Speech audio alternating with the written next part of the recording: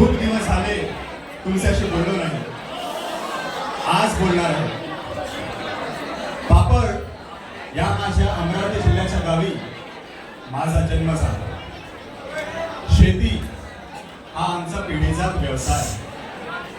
माझे वडील तिसरी शिकलेले होते. त्या काळाच्या परिस्थितीच्या मानाने त्यांचे शिक्षण आजच्या 9वी एवढे होते. माझे वडील तर जास्त शिकले नाहीत, परंतु महात्मा ज्योतिबा फुलेंचा आदर्श घेऊन त्यांनी मला शिकवलं.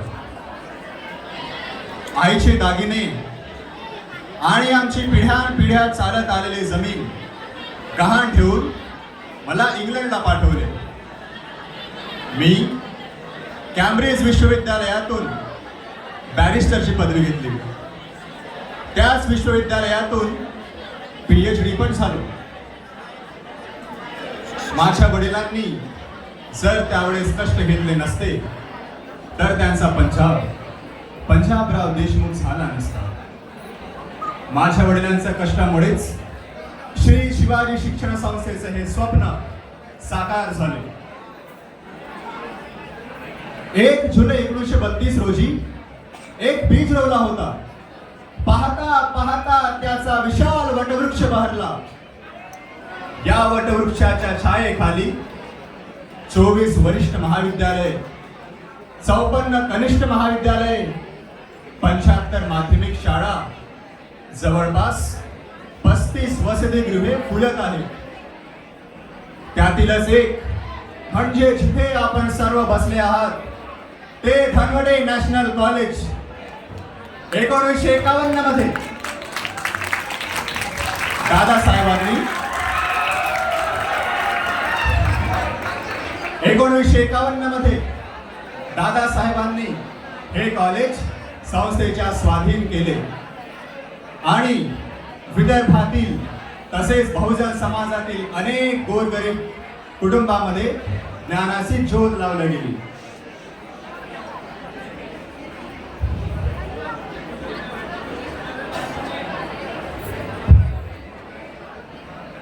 खूप दिवस झाले या संस्थेपासून दूर होतो. माझी स्थिती तर खार हिंडते आकाशी, चित्त तिचे पिलापाशी अशी झाली आहे. सृष्टीच्या नियमाप्रमाणे जरी मला ह्या संस्था आणि आपण सर्वांपासून दूर जावं लागलं तरी माझं मन या संस्थेतच गुंतलं आहे. आजही काबाड कष्ट करणारा, घाम गाळणारा आपला बहुजन समाज अडाणी आहे. अज्ञानाच्या अंधारात खितपत पडला आहे. या काळोखातून मार्ग दाखवण्यासाठी महात्मा ज्योतिबा फुलेंनी शिक्षणाची ज्योत लावली.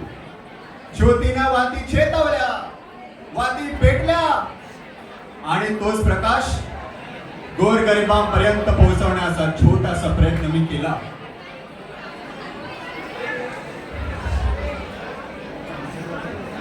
या प्रकाशात आपण सर्व जीवनातील समस्यांना सामोरे जाण्यासाठी तयार होत आहात.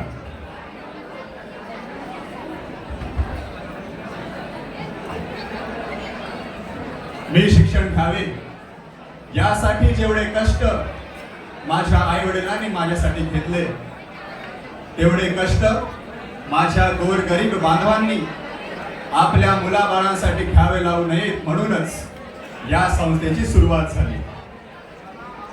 शेतकऱ्याचा, बहुजन समाजातील प्रत्येक मुलगा शिकला पाहिजे ही मनोकामना घेऊनच श्री शिवाजी शिक्षण संस्थेची मुहूर्तमेढ रोवल्या गेली.